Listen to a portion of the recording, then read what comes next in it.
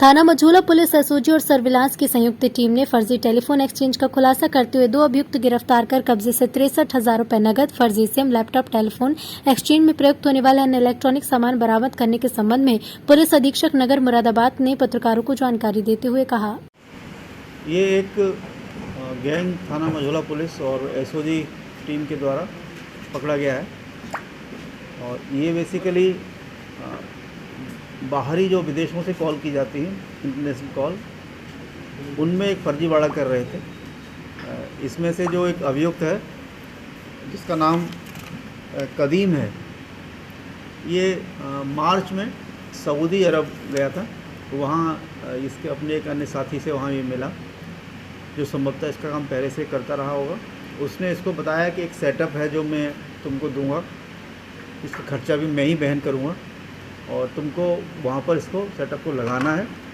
इसमें कुछ SIM cards होंगे जिन्हें इंस्टॉल करना होगा।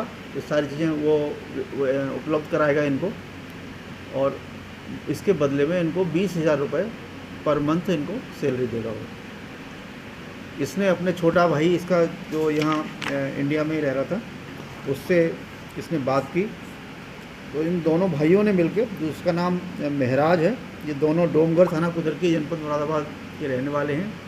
इन्होंने यहाँ थाना मझौला क्षेत्र में एक मकान लिया और उसमें एक पूरा सेटअप जिसमें तमाम इंस्ट्रूमेंट्स हैं और इसमें लगभग इनके कब्जे से करीब 500 साढ़े 500 सिम अलग अलग कंपनियों के बरामद हुए हैं।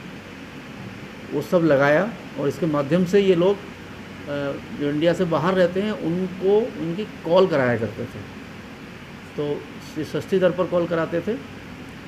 इनका बेसिकली जो मोडस ऑपरेंडी था वो कुछ इस तरह से था कि वहाँ जो व्यक्ति बैठा होता था इंडिया से बाहर, संभवतः सऊदी अरब में, उसको कोई एक एप्लीकेशन उनके मोबाइल में डाउनलोड कराया जाता था जहाँ से एक इंटरनेट कॉलिंग होती थी और वो कॉलिंग यहाँ पर कन्वर्ट होती थी।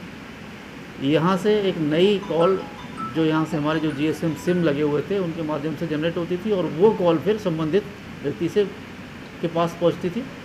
तो इस प्रकार से जो इंटरनेशनल कॉल है वो ये लोग आसानी से एक सस्ती दर पर कर लेते थे और इसका लाभ दोनों यहाँ और वहाँ जो बैठा हुआ व्यक्ति जिसके माध्यम से लोग काम कर रहे थे वो दोनों उसमें लाभ कमा रहे थे। ये एक तरह का वायलेशन था, एक नियम विरुद्ध था। इसका कोई लाइसेंसिंग प्राप्त नहीं की गई थी और ये अंतर्राष्ट्रीय नियमों का भी एक तरह से उल्लंघन था। सर, ये देश की इकोनॉमिक को नुकसान दे रहे थे और कितनी रिकवरी इनके पास हुई? हाँ, निश्चित रूप से जो हमारे यहाँ कॉलिंग, इंटरनेशनल कॉलिंग होनी चाहिए, उसमें इन्होंने एक तरह से सेंधमारी